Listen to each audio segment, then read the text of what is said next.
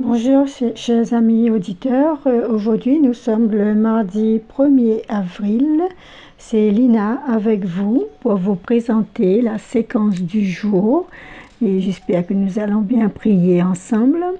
Nous fêtons aujourd'hui les Saints Hugues, donc bonne fête à vous si vous vous appelez Hugues. Saint Hugues était un chanoine et un évêque du Moyen-Âge. Il voulait vraiment vivre complètement pour le Seigneur et donc il a fui l'immoralité du clergé de l'époque. Et avec son ami Saint Bruno, il était le fondateur de la Grande Chartreuse. Donc prenons exemple sur lui pour aimer le Seigneur davantage et pour refuser tout ce qui n'est pas de Dieu. Un joyeux anniversaire à vous si c'est le vôtre aujourd'hui. Et ce n'est pas un poisson d'avril, ce n'est pas une blague, joyeux anniversaire vraiment. Alors pour commencer cette séquence, je vous propose, donc nous allons dans cette séquence entendre en première lecture le prophète Ézéchiel qui nous rappelle à quel point Dieu est bon, Dieu nous apporte comme un fleuve d'eau vive de plus en plus croissant, de plus en plus important grâce à sa parole. Il nous apporte la vie. Et cela est accentué dans le psaume 45 qui va suivre, où il est dit que le Seigneur est notre citadelle et notre refuge. Pour commencer cette séquence, je vous propose un chant au Saint-Esprit, un chant de la communauté de l'Emmanuel, comme un souffle. Très bonne séquence à vous.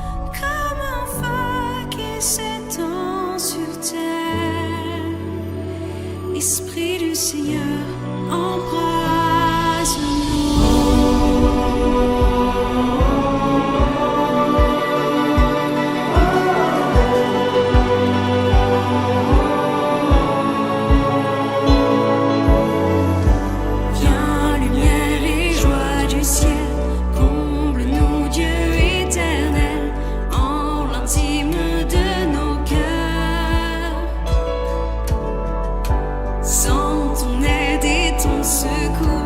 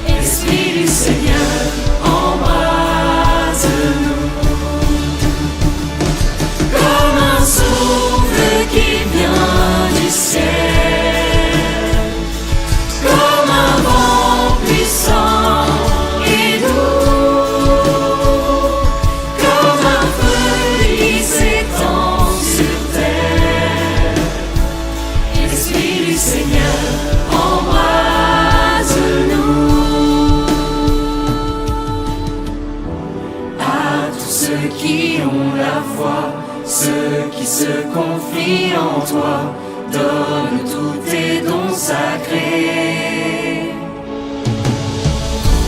Viens, couronne nos vertus, donne au monde le salut, joie pour toute éternité. Comme un souffle qui vient du ciel, comme un vent puissant et doux, comme un feu qui s'étend sur terre. Esprit du Seigneur, embrase-nous. Comme un souffle qui vient du ciel, comme un vent puissant et doux, comme un feu qui s'étend sur terre. Esprit du Seigneur, embrase-nous.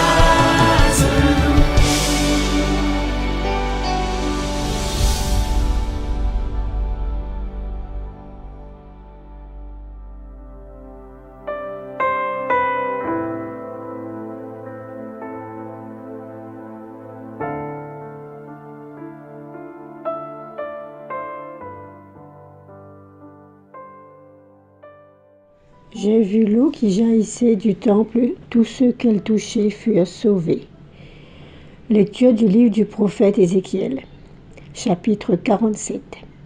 En ces jours-là, au cours d'une vision reçue du Seigneur, l'homme me fit revenir à l'entrée de la maison.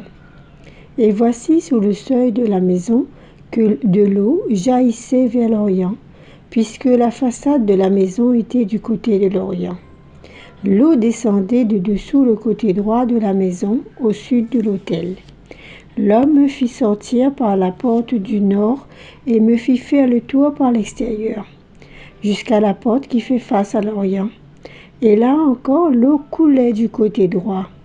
L'homme s'éloigna vers l'Orient, un cordeau à la main, et il mesura une distance de 1000 coudées. Alors il me fit traverser l'eau. J'en avais jusqu'aux chevilles. Il mesura encore 1000 coudées et me fit traverser l'eau. J'en avais jusqu'aux genoux. Il mesura encore 1000 coudées et me fit traverser. J'en avais jusqu'aux reins. Il en mesura encore 1000. C'était un torrent que je ne pouvais traverser. L'eau avait grossi. Il aurait fallu nager. C'était un torrent infranchissable. Alors il me dit, « As-tu vu, fils d'homme ?» Puis il me ramena au bord du torrent. Quand il m'eut ramené, voici qu'il y avait au bord du torrent, de chaque côté, des arbres en grand nombre. Il me dit, « Cette eau coule vers la région de l'Orient, elle descend dans la vallée du Jourdain et se déverse dans la mer morte, dont elle assainit les eaux. En tout lieu où parviendra le torrent, tous les animaux pourront vivre et foisonner. Le poisson sera très abondant, car cette eau assainit tout ce qu'elle pénètre, et la vie apparaît en tout lieu où arrive le torrent. Au bord du torrent, sur les deux rives, toutes sortes d'arbres fruitiers pousseront. Leur feuillage ne se flétrira pas, et leurs fruits ne manqueront pas. Chaque mois, ils porteront des fruits nouveaux, car cette eau vient du sanctuaire. Les fruits seront une nourriture, et les feuilles un remède. Parole du Seigneur. Nous rendons grâce à Dieu.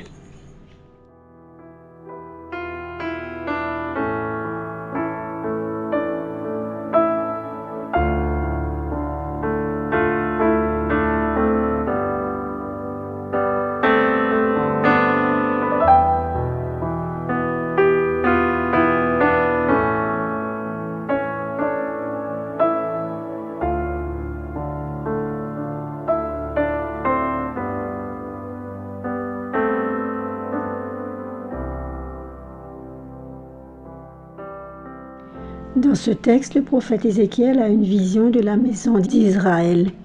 La puissance et la pureté de l'eau jaillissant de l'Orient, du côté où le soleil se lève, où la lumière se lève. est ici mise en évidence. Cette eau a un grand pouvoir de purification et de vie. Partout où elle passe, la vie abonde. Il y a beaucoup de poissons, il y a beaucoup d'arbres fruitiers. On dit aussi que tous les animaux vont foisonner, vont être très nombreux. Cette eau fait revivre tout ce qui est voué à la mort, comme dans la région de la mer morte. Cela ne vous rappelle rien? Soit c'est une description de la vie nouvelle, du paradis, après notre exil sur cette terre. Ce sera un lieu ou un état où tout ira bien, tout sera en abondance, dans la facilité, un Éden quoi. Et cette eau, venant d'une source pure, prend de plus en plus d'importance, de volume, à tel point que le prophète, dans sa vision, est submergé et a dû être ramené au bord du torrent par l'homme qui lui parlait. Cela me fait penser à la parabole de la graine de moutarde qui, toute petite, minuscule, grossit, s'amplifie pour devenir un arbre majestueux. N'est-ce pas le pouvoir de la parole de Dieu, du règne de Dieu qui agit ainsi en nous? Quand nous commençons à nous intéresser à mieux connaître notre Dieu, à mieux l'aimer, à mieux vivre de ses commandements, de ses sacrements, etc., à nous remplir des prières et à vivre en sa présence au maximum tout au long de la journée, est-ce que notre regard ne change pas? Est-ce que notre façon de vivre et de penser ne change pas? Nous désirons ardemment rester dans la paix et l'amour le plus possible. Et ainsi, nous porterons de plus en plus de bons fruits. La vie de Dieu coulera en nous de plus en plus fortement, avec beaucoup plus d'intensité, en nous et autour de nous. Dieu a vraiment ce pouvoir de rendre notre vie meilleure. Même dans la souffrance, on peut avoir la grâce de traverser le mal en restant accroché au Seigneur. C'est ce que je souhaite à Sandra, entre parenthèses, et à tous ceux qui souffrent et qui traversent des moments difficiles. Oui, c'est à chacun de nous de se laisser envahir par la volonté de Dieu, par la présence de Dieu dans notre vie, en lâchant au fur et à mesure tout ce qui nous empêche d'avancer au large avec lui. Il faut lui faire totalement confiance et nous laisser guider. Si on arrive à faire ça, n'est-ce pas vivre dans un monde plus clair, plus droit, plus encourageant, plus agréable? Est-ce que c'est pas déjà comme un bout de paradis sur terre? Jusqu'au jour où nous serons pleinement avec lui dans l'éternité, dans un éternel bonheur. Alors, en cette fin de carême, chers amis, laissons-nous envahir par les eaux purifiantes de la parole de Dieu. Convertissons-nous davantage chaque jour pour mieux accueillir la lumière de la résurrection qui arrivera bientôt, le jour de Pâques. Soyez tous bénis. Bonne journée à vous.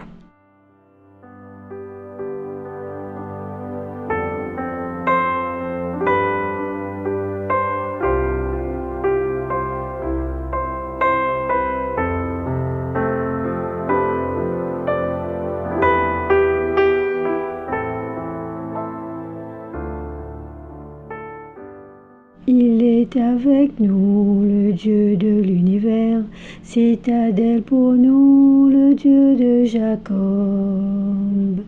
Il est avec nous, le Dieu de l'univers, citadelle pour nous, le Dieu de Jacob. Dieu est pour nous refuge et force, secours dans la détresse, toujours offert. Nous serons sans crainte si la terre est secouée, si les montagnes s'effondrent au creux de la mer. Il est avec nous, le Dieu de l'univers, citadelle pour nous, le Dieu de Jacob. Le fleuve, ses bras réjouissent la ville de Dieu, la plus sainte des demeures du Très-Haut. Dieu s'y tient, elle est inébranlable. Quand renaît le matin, Dieu la secourt. Il est avec nous, le Dieu de l'univers, citadelle pour nous, le Dieu de Jacob. Il est avec nous, le Seigneur de l'univers, citadelle pour nous, le Dieu de Jacob. Venez et voyez les actes du Seigneur. Il détruit la guerre jusqu'au bout du monde. Il est avec nous, le Dieu de l'univers, citadelle pour nous, le Dieu de Jacob. Il est avec nous, le Dieu de l'univers, citadelle pour nous, le Dieu de Jacob. C'était le psaume 45.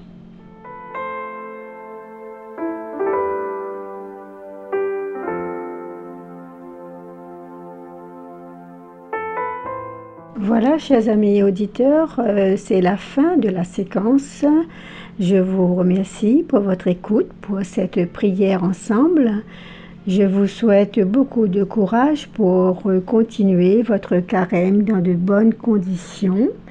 Que le Seigneur vous bénisse, vous donne toute sa force pour aller, pour désirer ces eaux abondantes de paix, de bonheur et d'amour que le Seigneur nous propose en vivant avec lui un peu plus chaque jour. Pour terminer donc cette émission, je vous propose le chant « Mon secours est en toi » du groupe Impact. Très bonne journée à vous, soyez tous bénis et on se retrouve dans un mois. À bientôt.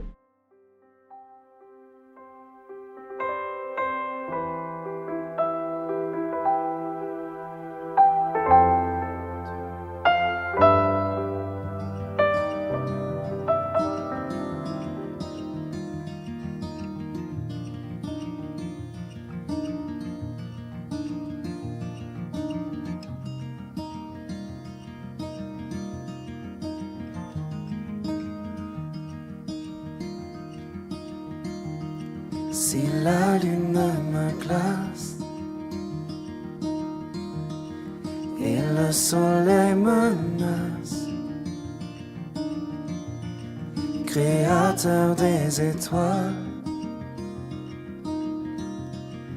mon secours est en toi. Si mes larmes ruissellent et que mon pas chancelle, créateur de la terre, mon secours est en toi.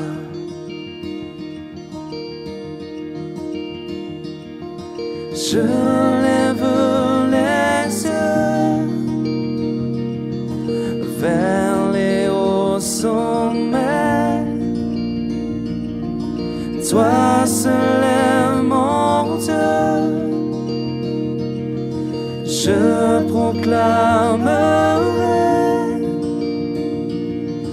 Toi seul est ma force, toi seul me restaure, mon secours est en toi.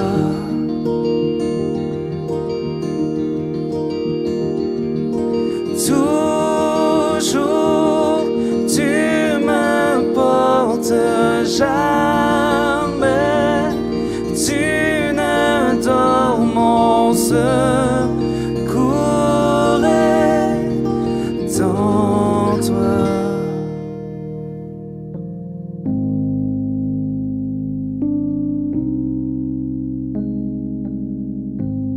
Si la peur m'envahit et mon âme chavire, créateur de la vie, mon secours est en toi.